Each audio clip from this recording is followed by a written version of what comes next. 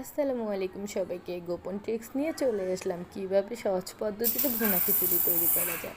1 কট চাল নিয়ে নিলাম, হাফ কাপ ডাল নিয়ে নিলাম, তার মধ্যে ওভেনে তেল দিয়ে দিলাম। তেলের সাথে ফোড়ন তোলার জন্য এখানে দারচিনি, এলাচ 2টা চিড়ে তেলে দিয়ে দিলাম। তার মধ্যে হালকা কিছু পেঁয়াজ কুচি দিয়ে দিলাম।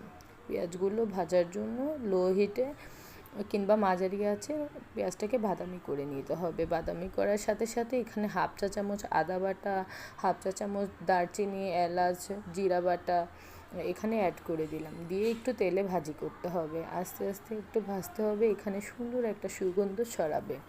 যতক্ষণ পর্যন্ত গ্রানটা না আসবে ততক্ষণ পর্যন্ত একটু হালকা ভেজে নিতে হবে। ভাজার সাথে সাথে এখানে 1 চামচ হলুদ গুঁড়া, হাফ চা চামচ মরিচ গুঁড়া এখানে একসাথে দিয়ে দিলাম। দেওয়ার পরে একটু পানি দিয়ে মশলাটা কষিয়ে নিব। যেন খেয়াল রাখতে হবে মশলাটা যেন পুড়ে না যায়, তাই লো আঁচে মশলাটাকে কষিয়ে নিতে হবে। কষানোর সাথে সাথে এখানে লবণ দিতে হবে 1 চা চামচ।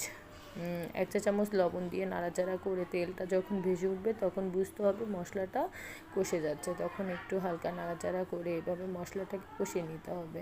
তার মধ্যে 5-6টা কাঁচামরিচ দিয়ে দিলাম, দিয়ে একটু ঢাকা দিয়ে দিলাম।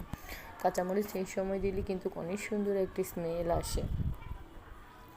দেওয়ার পর এটাকে সাথে চালগুলো ধুয়ে রেখেছিলাম সেই চাল ডাল একসাথে দিয়ে দিলাম।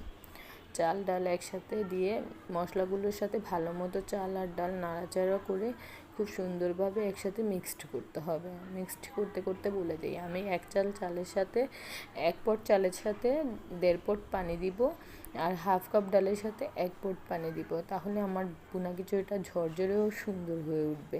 এটাই হয়েছে আজকের রান্নার সবচেয়ে গোপন ট্রিক্স। তারপর পানি দিয়ে দিলাম।